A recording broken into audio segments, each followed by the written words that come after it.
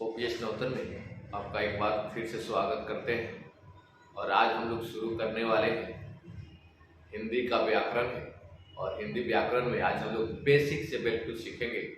जो सबसे बढ़िया वाला चीज़ आज हम शुरुआत से सीखेंगे, जो प्रत्येक एग्जाम में 1 या 2 क्वेश्चन आपको रहता है, तो दोनों तरीका से हम आपको सीखेंगे। और बस 10 मिनट आप बने रहते हैं तो समझिएगा आपका एक एक चीज़ हम कंप्लीट करा देंगे। 10 मिनट में आपको वर्णमाला सिखा देंगे, स्वर वर्ण व्यंजन वर्णमाला इसकी चर्चा कर देंगे। इसी हिसाब से संधि समास आपको चुटकियों में हल करने की एक्टिविटी आपको मतलब हो जाएगी। आप ऐसे सीखिएगा कि कहिए मत कि पूरे यूट्यूब पे आप सीखे नहीं होइएगा। इस तरीका से आपको, जो मेरे नज़र में या सबकी नज़र में ऐसा लगता है कि संधि हार्ड है, समास हार्ड है, कुछ हार्ड नहीं है। दिमाग भगवान दिए हैं तो उसका इस्तेमाल कीजिए। और देरी ना करते हुए चलिए आज हम लोग देखते हैं। देखिए, वर्णमाला में सबसे पहले हम लोग शुरू जो करते हैं वो 2 प्रकार से पढ़ते हैं। हालांकि ऐसे क्वेश्चन में आपको दिया होगा वर्ण, यानी कहें कि अक्षर को वर्ण कहते हैं, यानी अक्षर को वर्ण कहते हैं। अक्षर आप ऐसे लिखते हैं कि अक्षर, तो हमने कहा कि अक्षर को वर्ण कहते हैं। ऐसा क्यों कहते हैं? जिसका टुकड़ा नहीं हो सके, जिसका कोई टुकड़ा नहीं हो सके, वही आपका क्या कहलाएगा? वर्ण कहलाएगा। अ मतलब नहीं, अक्षर मतलब टुकड़ा, यानी जिसका टुकड़ा नहीं हो सके वो क्या कहलाएगा? वर्ण कहलाएगा। तो वर्णमाला में हम सीख रहे हैं कि स्वर वर्ण, यानी वर्ण जो होते हैं आपके 2 प्रकार के होते हैं, स्वर वर्ण और व्यंजन वर्ण। स्वर वर्ण वो वर्ण है जो अन्य किसी वर्ण की सहायता से नहीं बोला जाए। स्वर वर्ण वह वर्ण है जो किसी अन्य वर्ण की सहायता से नहीं बोला जाता है, तो ये क्या कहलाएगा? स्वर वर्ण कहलाएगा। जैसे अ, इसमें किसी भी वर्ण की सहायता नहीं ली जा रही है। उसी प्रकार उ, किसी वर्ण की सहायता नहीं ली जा रही है। तो ये चीज ध्यान में रखना है कि अगर यही से दोनों आपको क्लियर कर देते हैं परिभाषा। वैसा वर्ण जो किसी अन्य वर्ण की सहायता से नहीं बोला जाता है स्वर वर्ण कहलाता है। वैसा वर्ण जो किसी अन्य वर्ण की सहायता से बोला जाता है वो क्या कहलाता है? व्यंजन वर्ण कहलाता है। जैसे क, तो क को अगर हम तोड़ते हैं तो क्या लिखते हैं? क प्लस अ।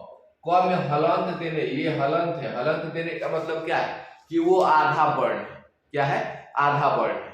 ये चीज यहां से ध्यान रखें। उसके बाद हम लोग सीखेंगे, जो इसमें से हम बता रहे हैं आपको कि स्वर वर्ण के भी 3 प्रकार होते हैं। हालांकि मुख्य रूप से स्वर वर्ण को कहे तो 11 संख्या होती है, तो यही दोनों से आ जाता है। ये फ्लो जो हम लोग पढ़ते हैं ये माने नहीं रखता है, लेकिन हालांकि किताब में आपको दिया होगा इसलिए हम बता रहे हैं। लेकिन स्वर वर्ण के मुख्य रूप से ह्रस्व दीर्घ, यानी आप ऐसे समझिए, भोजपुरी में आप ऐसे हर्षई और दीर्घई, हर्षई दीर्घई। हर्षई का मतलब होता है छोटा और दीर्घई का मतलब होता है बड़ा। ये चीज याद रखिएगा। तो स्वर वर्ण की संख्या तो सबसे पहले कितना हो गई? 11 हो गई। उसी प्रकार से ह्रस्व की संख्या जो होता है ये आपका 4 होता है। ह्रस्व की संख्या कितना होता है? 4। इसमें क्या रहेगा? अ रहेगा, ई रहेगा, उ रहेगा और री रहेगा। आप लोग को लग रहा होगा सर इसको भी ई का है। देखिए, टावर रहेगा मतलब वो बड़ा होगा, टावर गायब रहेगा मतलब छोटा रहेगा। समझ रहे बात? इसके ऊपर देखिए तो ऐसे टावर है सांप की छतरी टाइप के, नहीं तो छोटा है। इसमें पूंछ है, पूंछ कहने का मतलब क्या है? ये वाला दिख रहा है पूंछ। अगर ये पूंछ रहता तो क्या हो जाता? बड़ा हो जाता। संधि में भी आप लोग को हम ऐसे ट्रिक बताएंगे। तो देखिए, ये सब ह्रस्व कहने का मतलब है कि हर्षई मतलब छोटा।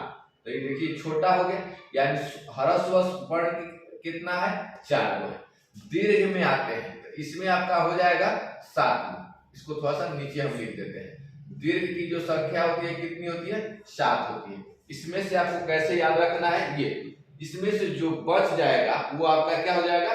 दीर्घ हो जाएगा। जैसे देखिए, बड़ा में हो जाएगा आ हो जाता, दीर्घई हो जाता मतलब बड़ा इसको बोलते हैं, या फिर टावर वाला कहिए। बिना पूंछ वाला तो इसमें लिख दिया, तो इसमें पूंछ वाला मतलब बड़ा हो जाएगा।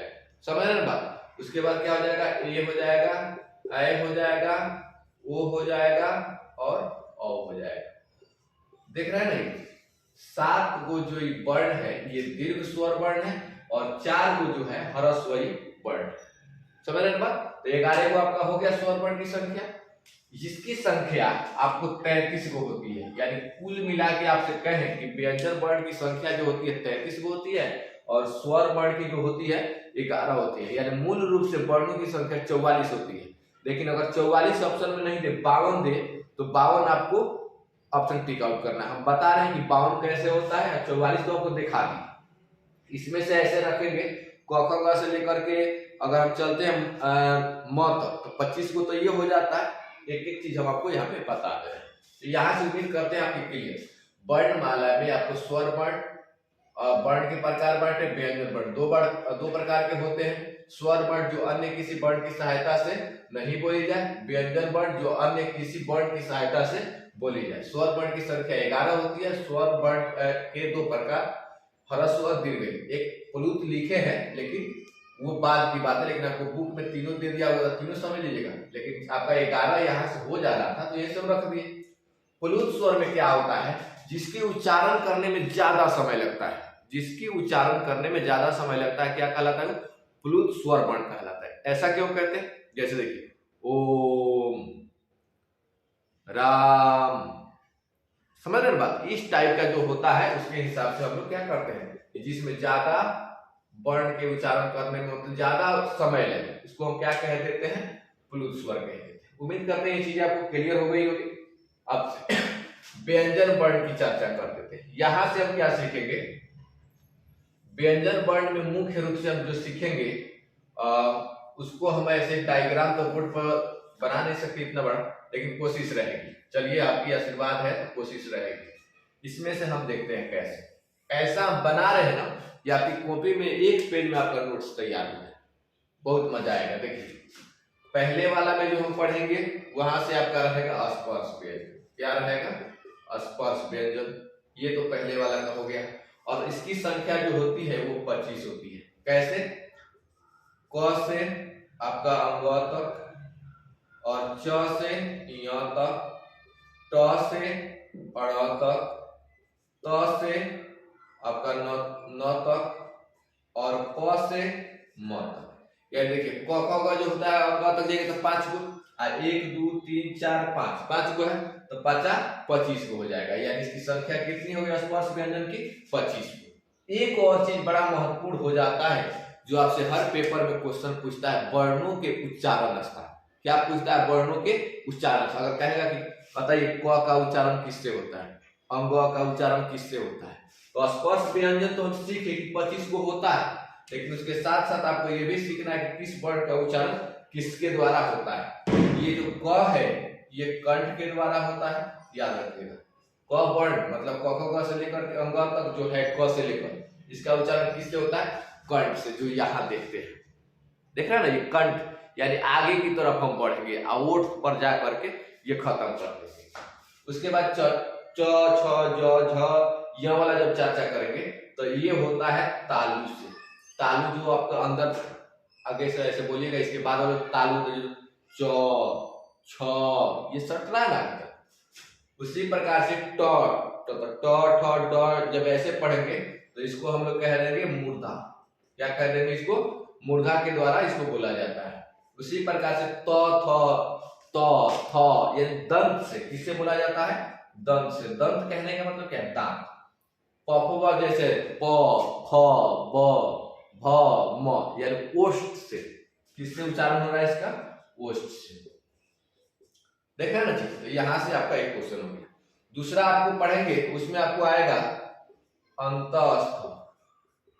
अंतस्थ यानी स्पर्श व्यंजनों की संख्या कितनी होगी, 25। उच्चारण स्थान भी आपको हम बता दिए। दूसरा जो हम पढ़ रहे हैं अंतस्थ, और ये जो होता है आपका 4 गो होता है। इसकी संख्या कितनी होती है, 4 गो, य र ल और व। इसकी संख्या कितनी हो गई, 4 गो। उसी प्रकार से तीसरा जो हम पढ़ेंगे उसमें से आएगा उष्म। क्या कहेंगे, उष्म व्यंजन, और इसकी भी संख्या कितनी होती है, 4। जैसे को ये सब, यानी इसको कहेंगे तालव्य स, इसको कहेंगे दंत स, इसको कहेंगे मूर्धन स, उसके बाद इसको कहेंगे ह। यानी इसकी संख्या कितनी हो गई, 4 हो गई। उसी प्रकार एक और मिल जाता है आगत। क्या कहते हैं इसको, आगत। इसका मतलब है कि इसकी भी संख्या जो आपकी होती है वो कितना होती है, 2। इसकी संख्या जो है हम पोस्ट में लिख रहे हैं। किस में लिख रहे हैं? पोस्ट में लिख रहे हैं। इसमें क्या हो जाएगा? ज और ह। ये दो ऐसी संख्याएं जो आगत के अंतर्गत आती है। तीसरी आपकी जो मिलेगी वो आपको सबसे महत्वपूर्ण मिलती है, और सबसे महत्वपूर्ण में क्या रहता है? संयुक्त वर्ण। क्या रहता है? संयुक्त वर्ण। और इसकी संख्या जो होती है वो 4 होती है। इधर जगह नहीं थी तो इधर लिख दी। तो ये चीज यहां से याद रखें, संयुक्त वर्णों की संख्या कितनी होती है? 4 होती है। जैसे क्या रखेंगे? 6, 3, ये ऐसे आपको याद रखना है। ज्ञ, उसके बाद क्या हो सकता है आपका? श्रव। समझ रहे हैं बात? जो श्री हम लोग लिखते हैं उस प्रकार से ये चीज काम करें। यानी इसकी संख्या कितनी हो गई? 4 हो गई। तो देखिए व्यंजन वर्णों में 25 गो स्पर्श है, अंतः स्पर्श 4 गो है, और 4 गो है उसमें व्यंजन, आगत है 2 गो, और संयुक्त वर्णों की संख्या है 4। कई बार इसी में से कहेगा कि निम्न में से कौन अंतःस्थ वर्ण है, या फिर कहेगा कि अंतःस्थ वर्णों की संख्या कितनी होती है। तो ये चीज आपको हम यहाँ से देखा है। एक और चीज, मैदान वाली क्वेश्चन तो यहाँ से पूछता है पहले। ये कैसे पूछेगा? देखिए ये जो 6 है इसका उच्चारण, मतलब जो 6 है वो किस किस से मिलकर के बना है? यानी क से मिलकर के बना है। क में हलंत दीजिएगा, प्लस में क्या रहेगा आपका? ये स रहेगा। यानी कौन सा स रहेगा? मूर्धन स रहेगा। ये चीज आपको ध्यान रखना है। हालांकि इससे बेहतर जो रहता है ये आपका उतना नहीं मिलेगा, लेकिन ये जरूर मिल जाता है। यानी क में हलंत रहेगा, इसमें हलंत मत दीजिएगा। आप प्लस क्या रहेगा? स रहेगा, तालब पे स रहेगा, तो ये मिल करके क्या बन जाता है? 6 बन जाता है। उसी प्रकार से त्र है, त्र है तो ये कैसे बनेगा? तो में हलंत रहेगा, उसके बाद क्या रहेगा? र रहेगा। उसी प्रकार से अगला जो आपका है क्या है? ज्ञ है। क्या है? ज्ञ है। इसको बनाने के लिए हम क्या करेंगे? जैसे अगर आपको कहें कि ज प्लस य, क्या रहेगा? ज प्लस य रहेगा। उसी प्रकार से आपका एक बच रहा है स्र। इसको कैसे बनाएंगे? स प्लस र। तो देख रहे हैं ना, ये वर्णों के मतलब कैसे मिलकर के बना। ये 4 चीजें आपको याद रखना है। ये 4 चीजें आपको जरूर याद रखना है। किससे किसका निर्माण हुआ है? हलंत छूट गया, हलंत जरूर दीजिएगा, क्योंकि हलंत का मतलब होता है आधा। क्या होता है? आधा। तो यहाँ से हम ये चीज सीख रहे हैं। ठीक है, एक बार फिर वीडियो को अगर नहीं समझ में आए तो रिपीट करके देखिएगा, आपको समझ में आ जाएगा। स्क्रीनशॉट ले लीजिए, उसके बाद फिर हम आगे बढ़ते हैं। अब जो पढ़ेंगे हम लोग घोष वर्ण किसे कहते हैं, अघोष वर्ण किसे कहते हैं, तब जाकर के ये चैप्टर आपका क्या हो जाएगा? समाप्त हो जाएगा। स्क्रीनशॉट ले लीजिए।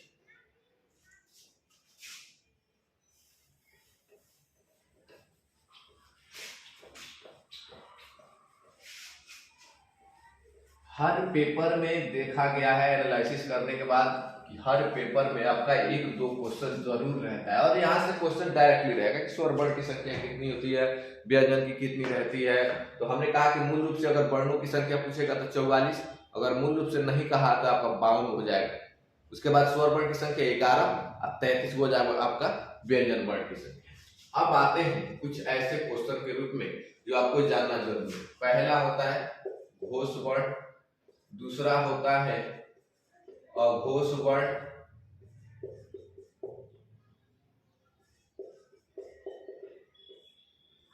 तीसरा होता है आपका जो अल्पप्राण, अल्पप्राण, और चौथा जो होता है वो होता है महाप्राण। यहां से क्वेश्चन आपको निश्चित बनेगा।